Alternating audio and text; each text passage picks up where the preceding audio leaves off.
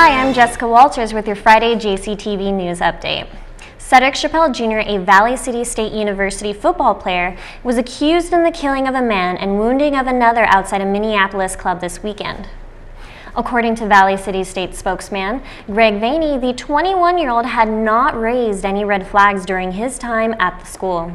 Despite this, Chappelle does have a juvenile criminal history. Court records show he pleaded guilty to 2 gross misdemeanors: motor vehicle theft and receiving stolen property in March 2010, and was sentenced to a year of supervised probation. In both cases, they were pleaded down to lesser charges. He is charged in Hennepin County, Minnesota, with second-degree murder and attempted second-degree murder for fatally shooting a man and wounding another. Chappelle was arrested Tuesday on Valley City State University grounds. Willie Smith, age 22, of St. Paul, was fatally shot outside the Blue Nile restaurant and bar at about 2 a.m. Saturday. Another unnamed man was shot in the leg. Vehicle break-ins are on the rise this week. There have been recent incidents of students' cars being broken into in the Nerling and campus apartment parking lots. Students are urged to report any information, no matter how minute, to the residence life staff or security, especially if you notice persons hanging around campus parking lots in the late night and early morning. Additionally, students are encouraged to always lock their vehicles and to not store anything in their cars overnight. Those who have had their vehicles broken into, please contact the police as soon as possible and file a police report. A ship carrying some 500 African migrants caught fire and sank off the coast of an Italian island yesterday. Italy's Interior Minister Angelino Alfano told reporters that the 66-foot boat began taking on water after its motor went out.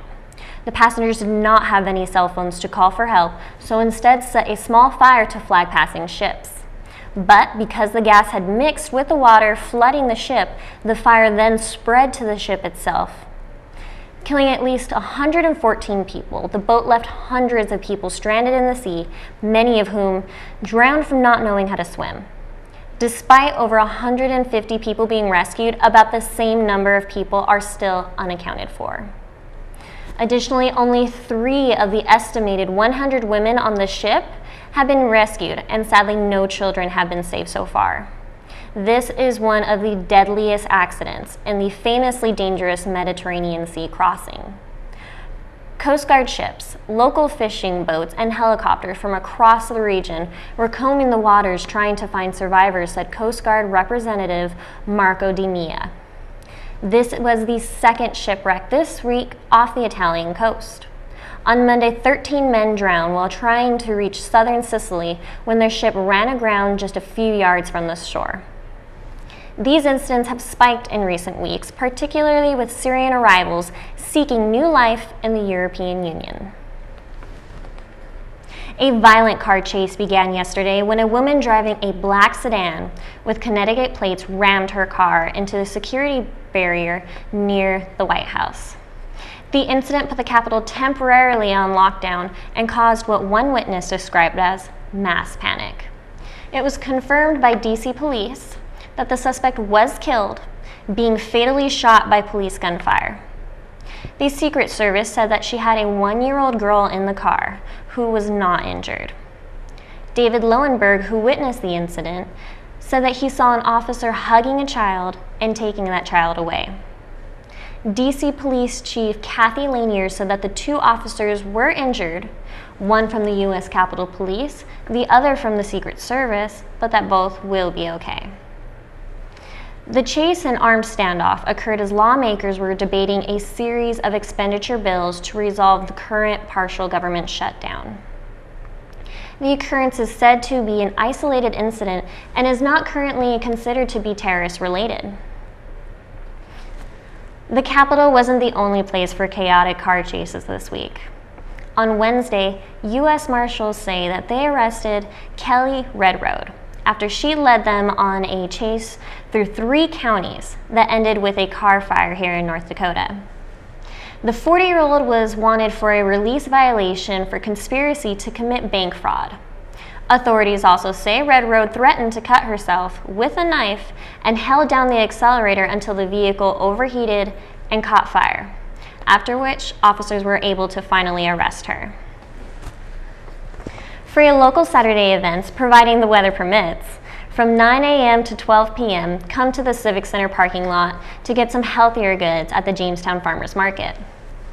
Saturday will be a big day for Jimmy sports, so make sure to come out and support our Jimmy soccer and volleyball teams.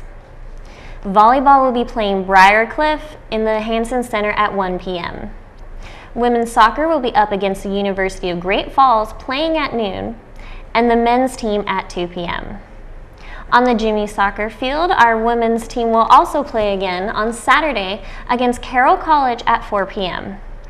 On Sunday, men's soccer will be playing Ashford at noon, also on the Jimmy soccer field. Make sure to come to the homecoming coronation this Sunday evening in Voorhees Chapel at 7 p.m. Today is shaping up to be a very chilly fall day for this California native. With an expected high of 42 degrees and low of 34, this Friday will be a rainy day with up to 28 mile-per-hour winds. Get ready to bundle up as the cold trend will continue through Saturday with an expected high of 43 and low 27 degrees. There is a 90% chance of rain, and with such low temperatures, snow is also expected with the 25 mile-per-hour winds.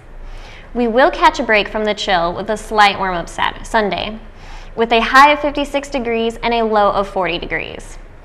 It should be a sunny and less windy Sunday for us. The warm-up continues into Monday with a high of 62 degrees and low of 43 degrees with a light breeze.